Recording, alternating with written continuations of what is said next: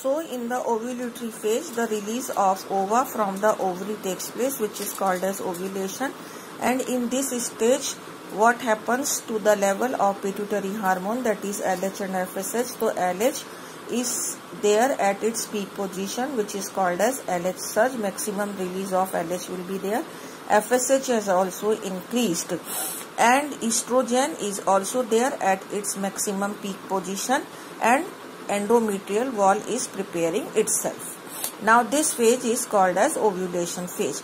After that there will be a luteal phase.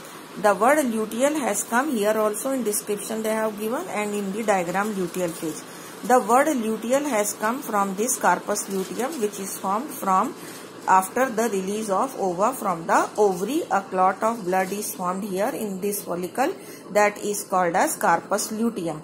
This carpus luteum is considered as a temporary endocrine gland, and it releases the hormone progesterone. You can very well understand that once the carpus luteum is formed, the level of progesterone has increased and level of estrogen has gone down. So why the level of progesterone has increased? Because this progesterone prepares the wall of the endometrium to maximum.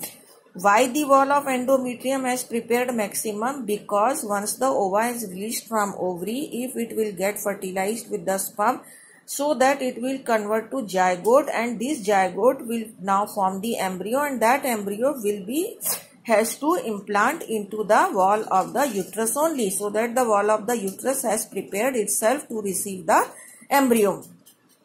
So this happens in the luteal phase, that the endometrial wall has prepared to maximum, level of progesterone is maximum, the carpus luteum is formed, and level of LH and FSH has gone down. This happens in the luteal phase.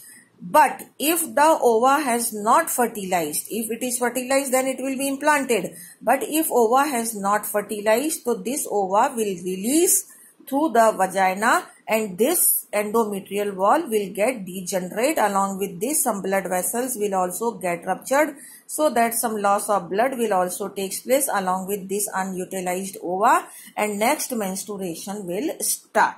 So it is the 27, 28, 29 days will come. Again the cycle will complete here, and the menstruation will again start. Now here given the endometrial, this is about the after the luteal phase what happens. Now this term is last term of this reproductive cycle, that is menopause.